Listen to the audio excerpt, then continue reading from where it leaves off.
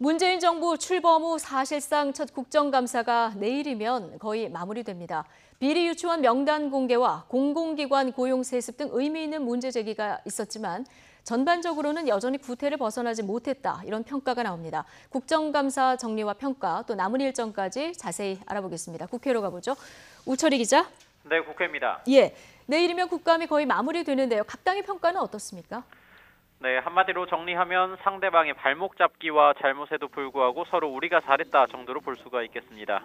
먼저 집권 여당인 더불어민주당 홍영표 원내대표는요, 자유한국당이 막말과 억지로 일관해 대단히 유감이라면서도 민주당이 사립유치원 비리 등 생활 적폐를 밝혀내고 제도 개혁까지 연결시킨 점은 높게 평가한다고 밝혔습니다.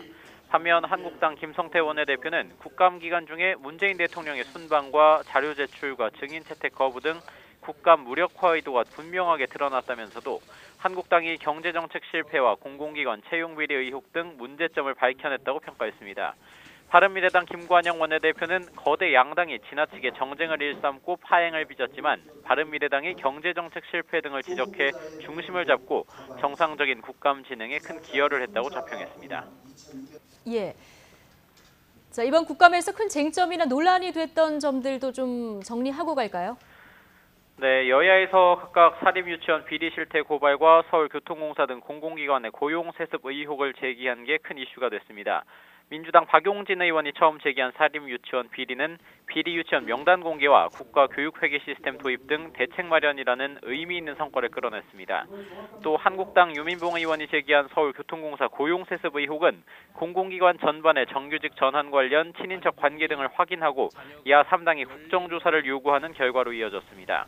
하지만 눈살을 찌푸리게 한 부분도 많았습니다. 기획재정위원회 국감에서는 한국당 심재철 의원의 비인가 자료 유출 의혹을 놓고 여야의 공방이 거듭됐습니다.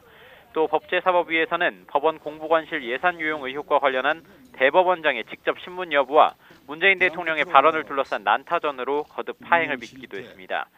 과학기술정보방송통신위에서는 드루킹 김동원 씨와 김경수 경상남도지사의 댓글 조작 관련 증인 채택 여부를 둘러싸고 또 국토교통위에서는 민주당 신창현 의원의 수도권 신규 택지 자료 유출을 둘러싸고 거센 공방이 이어졌습니다.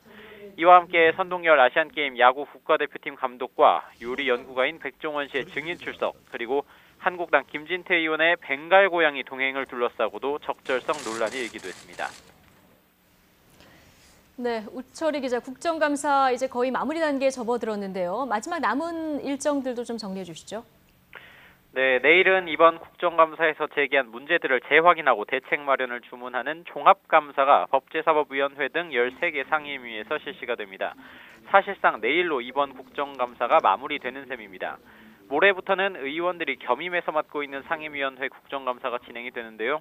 특히 오는 31일 정보위원회의 국가정보원 국감과 다음 달 6일 대통령 비서실에 대한 국감에서는 평양 공동선언과 남북 군사합의서 비준 등 최근 남북 관계가 큰 쟁점이 될 전망입니다.